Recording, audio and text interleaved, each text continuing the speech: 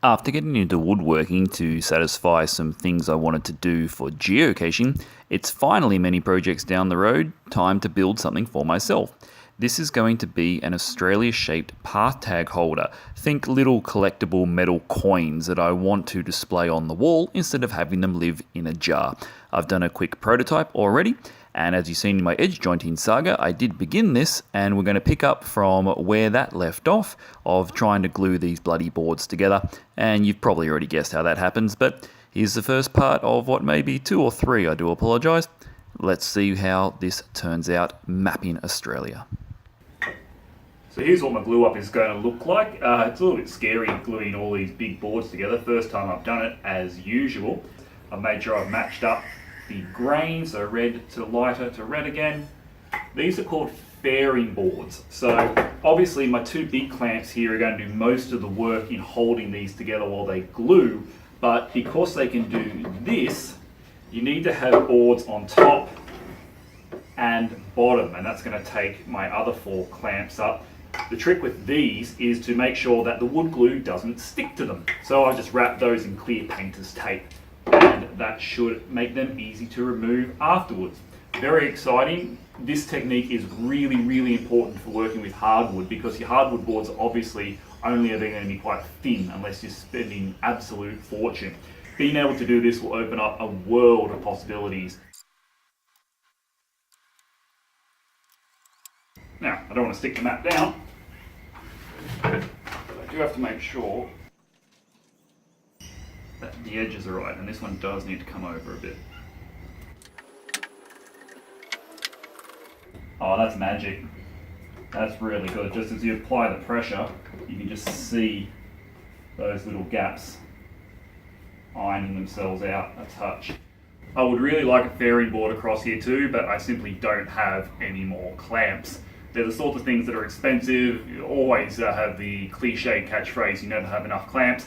That's true to a point, and when you're starting out, you do never have enough clamps. So for a first attempt, this looks like it might work. Let's see what turns out tomorrow. One day I'll learn to trust wood glue. Actually, I have to go on a job this morning, believe it or not, heading off site, and I need my clamps. So this has been drying overnight. First jointing and glue up attempt. Not enough clamps.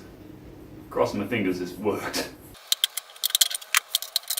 Oh, first things first, they worked. Glue didn't stick. Looks pretty good. The glue stuck out around the end. Nothing that sanding isn't going to get out. That's a good sound. I love these big new clamps. I've needed them for a while. I think I'll get a few more. And the fact that it hasn't fallen apart in my hands is very enjoyable. Well, now that was an awful lot of sanding, but now I've got my boards down nice and smooth as I can get them anyway. I can see the imperfections in the joints, but you know, rustic charm and all that, I'll live with it. I'm going to use spray adhesive to get this stencil down so I can then use the inverted jigsaw table to cut out very roughly and then start on the router. The trick to using this stuff is to leave it dry for a few seconds before you actually stick it down. That way it's much easier to get the stencil off at the end of the day. Alright, that's way more than enough. Give it a few seconds. So I want it tacky, but not super strong. There we go. Now probably the hardest part, getting the jigsaw through all of this hardwood. Cut it out to a rough shape so we can attack it with the router.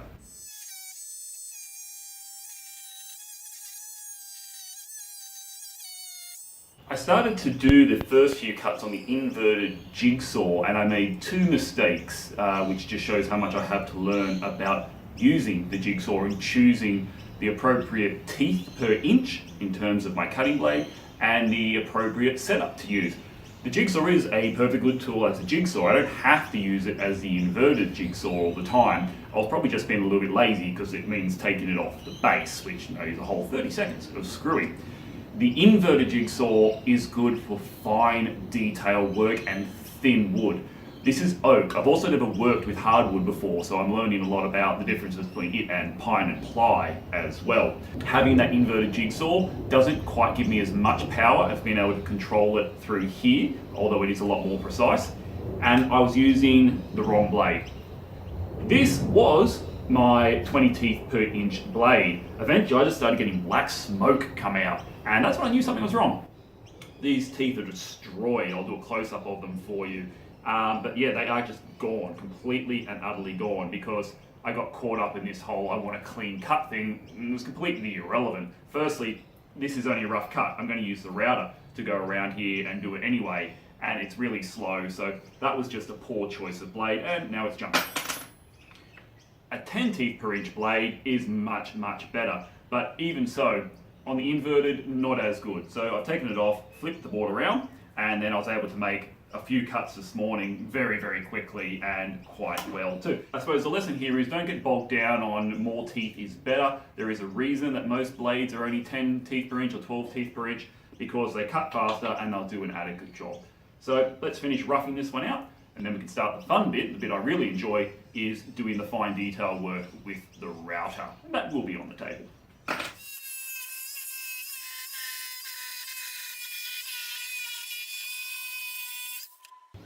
That was much easier. Oh, well, that's just heartbreaking, that is. Things were going so well. And you've just seen the reason. All my edge jointing just simultaneously exploded. So obviously I have done a shit job of jointing. For whatever reason, it's just not worked for me. The vibration through the jigsaw, suddenly there was just a pop. I wasn't even working along the edge bits. I'd already cut through all of those and it'd been fine. I was working on this last little bit up here, and it just cracked and it all fell apart. So it's not a complete disaster or write-off. I'm just going to finish off this bit unjointed. Honestly, for this project, while I'm learning a mechanical fastener along the back of some description is not out of the question. Put the crappy side against the wall, as Steve says. Yeah, look, it's disappointing, honestly. You can probably hear it in my voice, but you know, it's part of learning, and we'll move on. So I'm going to be re-gluing these. I have to remove all this paper, otherwise getting it off the wood glue will be very, very difficult. So first, I need to mark out my edges. The way that I do that is just with a Stanley knife. After I'd cut it away, I just peeled off that bit, and then I could actually follow the outline, which made it even easier again. When you don't use too much spray adhesive, this does come off in one fairly nice big sheet like that. That means you've used the right amount. So here are the first two bits I'm going to try and rejoin together using my Dowel jig. All that is a guided hole, which with my Brad Point 8mm bit, I'm going to be able to go through exactly half the depth of one of these dowels, and I'm going to put 4 in along here. So I can line up the top of my mark here with each of these lines.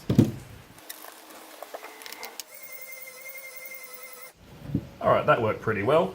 Now, usually the positioning wouldn't be quite as important, but because I'd already started to cut these before I had my glue disaster and it all fall apart, I've got these little marking pins, and they're great because what they allow me to do is to whack them in there like that.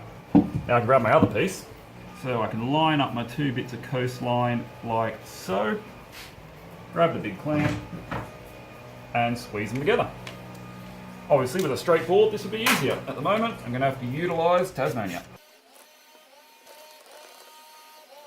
Okay, with those guide holes marked, now I should be able to drill the opposite ones fairly accurately by marking them off. Okay, so I've just loosely put those in, and now for the critical and hardest part of this doweling job is seeing if the holes actually line up. And fortunately today, the real proof will be in the clamping, but that looks pretty good for now. I'm hoping that gives the extra strength that I need to make sure that when I re-glue these, they don't fall apart again. Let's try it.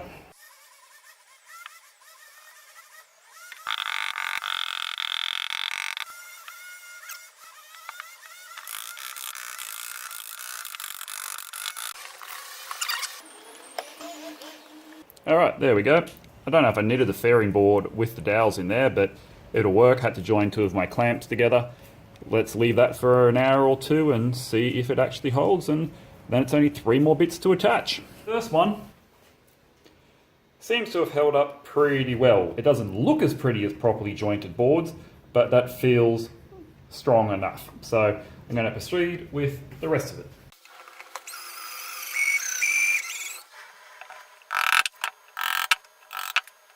Now we pray. Oh, woodworking gods, please be kind to this novice and allow his dowels to join up. Give it some persuasion.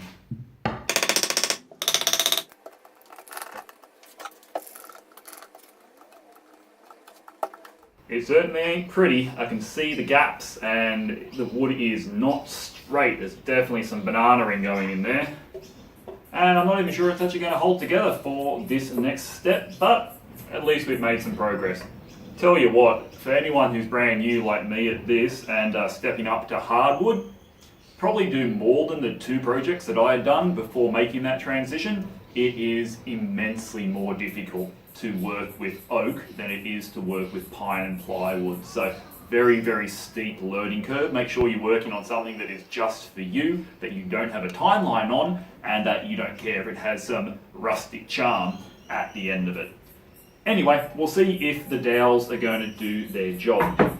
I've got my bit which I've freshly sharpened as well, because the oak is punishment on the router bits. This is the cheap bit to begin with, so the burn-in is something I just live with. I actually quite like the effect that it gives. Now I'm going to try and get around this coastline of Australia and get in as close to my line as possible. The good thing with working with an odd shape like a map is that no one's really going to notice if you stuff up a little bit. What I'm hoping is, like on my ukulele, these thin bits I'm going to have to be really careful with, and also these joins, because if you've seen the ukulele video, depending on which way that I put the videos up in order on YouTube, at one point this router bit caught on some of the thin bit of oak and just tore off a piece and shot it across the room. I managed to re-glue it, but I've had enough fun gluing this for now. It's time to sit down and annoy the neighbours for a long and loud routing session, which will hopefully start to make this project physically take shape. This is really, really good fun. It's quite slow work. Again, I'm working with a very hard wood and a very dull blade by the looks of it. I have got some burning, but look how nicely that is coming out along the coast of Queensland there. So look, I'm not fussed about the burn. I said I think it adds character and I quite like it. A sharper blade, a more expensive blade would probably do better. And another good trick is I've actually turned the speed on the router down. Mine's adjustable and I've gone to about 2/3 of its speed, and that seems to work nicer. The one problem, of course, with working with battery operated tools is you're not getting the full power of a corded tool and the batteries run out. I've got 3 of these, which is good because I can put 1 on charge, got 2 in reserve. I think that battery was pretty full, probably 3/4 full when I started up here, and I've only gotten, what, 10% around the coastline. So this is going to take quite a while, probably about 20 minutes or so of full power routing into the hardwood I can get out of a battery, which isn't a lot, to be honest. As much as I like my portable tools, there are advantages in long sessions like this of having the corded variety. All right, no splits yet, very happy with that. Get back to it. It's going to take me a couple of sessions, I think. I won't get it all done today. The neighbours will probably come down and shoot me if I kept going for the number of hours this will take. But it's enjoyable. That's why we're doing this. I'm having fun. And at the end of the day, we'll have some rustic charm to hang on the wall. 3.5 batteries and about maybe an hour and a half later, we have most of Australia. I only suffered one tiny little blowout just off the top of WA here, and to be honest, I don't even think I'm going to bother reattaching that. I don't think anyone's going to notice the 0.5 centimetre missing off here. I might just shape that so it looks a bit more like the bit that broke off when it caught on a bit of end grain. And there is something I learned today. Doing the end grain, so these sides of the board, those coasts, was much, much tougher than doing along the grain. So obviously the router's got to work a lot harder. I reckon that router bit is pretty much stuffed now. I'll look into sharpening them. It is a cheap bit. I don't know how much that costs. If it's $5 to sharpen it, so be it. Otherwise, I think I may actually invest in a Diablo blade, something a little bit better, because it is probably my favourite straight bit, that one. I chickened out right up the top here. I didn't want this really delicate bit to break off, because they would notice if Cape York was missing. So I'm going to now get all the little bits down here around Adelaide and Tassie and Port Hedland and a few of the other really tricky bits that the blade was too fat, and I'm going to notch those out using a 10 TPI bit in my inverted jigsaw. And again, try not to get any blowouts by going really slow. So let's see how the fine work goes, then we can start doing the profiling of the edges.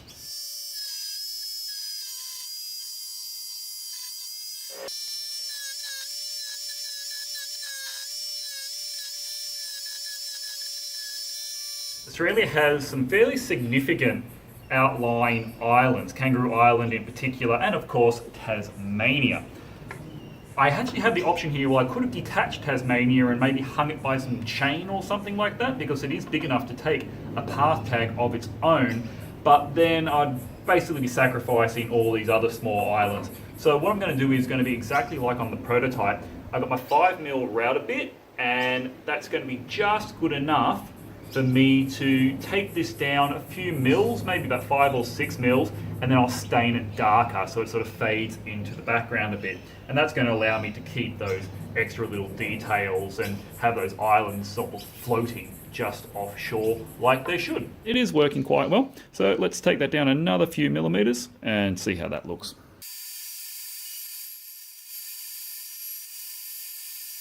There we go.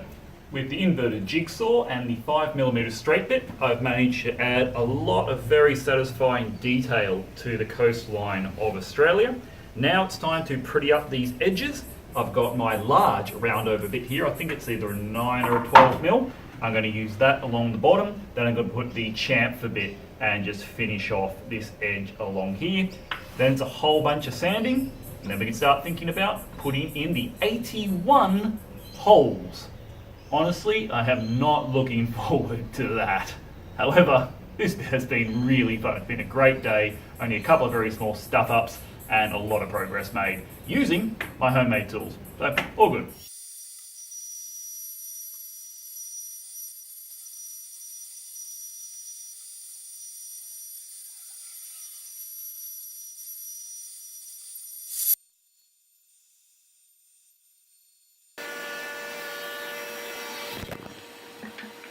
Because I'd bananaed this board so much doing the edge jointing, it was actually easier to do the chamfering with the handheld router as opposed to on the table. I'm pretty chuffed with that. Looks like we've got our map outline pretty much done. I'm going to try a trick of mixing some sawdust with glue to fill in these little gaps a little bit, and I'm going to start hitting this really hard with the sander. Then we'll come back next week, I think, so I'm pretty much done for the day, getting tired, and print out another template and start to drill those 81 Pathtag holes. Oh, that's going to be a lot of work, but I'm really happy with how things went today.